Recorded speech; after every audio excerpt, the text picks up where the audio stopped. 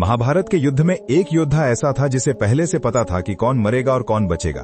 उसे पता था कि द्यूत सभा में क्या होगा, उसे पता था कि द्रौपदी का अपमान होगा, लेकिन फिर भी वो चुप रहा। आखिर क्यों पांडवों के सबसे छोटे भाई सहदेव ने अपने ही पिता के मस्तिष्क को खाया था? आज के वीडियो में हम खोलेंगे महाभारत का वो पन्ना जो इतिहास में कहीं खो गया। ये घटना तब की है जब पांडवों के पिता महाराज पांडु अपनी मृत्यु शैया पर थे। पांडु बहुत ज्ञानी थे, लेकिन उन्हें डर था कि उनका ज्ञान उनके साथ ही जलकर राख हो जाएगा। मरते वक्त उन्होंने अपने 5 बेटों से एक बहुत ही अजीब और डरावनी आखिरी इच्छा जताई। उन्होंने कहा, मेरे मरने के बाद मेरे शरीर को जलाना मत, बल्कि मेरे मस्तिष्क को खा लेना। जो भी ऐसा करेगा उसे दुनिया का सारा ज्ञान मिल जाएगा। ये सुनकर युधिष्ठिर, भीम और अर्जुन सन्न रह गए।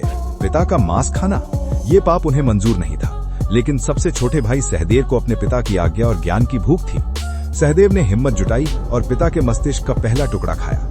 कहा जाता है कि जैसे ही सहदेव ने पहला निवाला खाया, उन्हें भूतकाल का सारा ज्ञान हो गया। सृष्टि कैसे बनी, वेद पुराण सब कुछ उनकी समझ में आ गया। दूसरा निवाला खाते ही उन्हें वर्तमान में हो रही हर घटना दिखने लगी, और जैसे ही उन्होंने तीसरा टुकड़ा खाया, सहदेव त्रिकालदर्शी बन गए। अब वो देख सकते थे कि भविष्य में क्या होने वाला है। महाभारत का युद्ध, विनाश, रक्तपात सब कुछ उनकी आंखों के सामने था।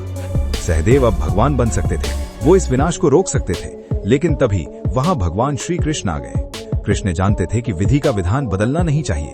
उन्होंने सहदेव को रोका और एक वचन में बांध दिया।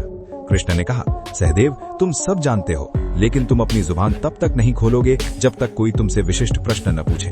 अगर तुमने अपनी मर्जी से भविष्य बताया तो उसी क्षण तुम्हारे सिर के टुकड़े हो जाएंगे। यही वो श्राप था जिसने सहदेव को खामोश रखा।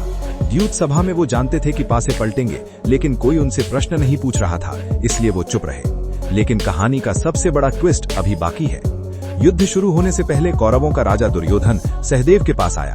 दुर्योधन जानता था कि सहदेव से बड़ा ज्योतिषी कोई नहीं है। दुर्योधन ने पूछा, हे सहदेव, युद्ध शुरू करने का सबसे शुभ मुहूर्त क्या है ताकि मेरी जीत हो? सोचिए, सहदेव के सामने उनका शत्रु खड़ा था। वो उसे गलत मुहूर्त बता सकते थे, लेकिन वो सत्य से बंधे थे, और दुर्योधन ने प्रश्न पूछ लिया था। सहदेव ने अपने ही भाइयों के खिलाफ जाकर दुर्योधन को युद्ध का सही मुहूर्त बता दिया। ये थी सहदेव की महानता और उनकी लाचारी।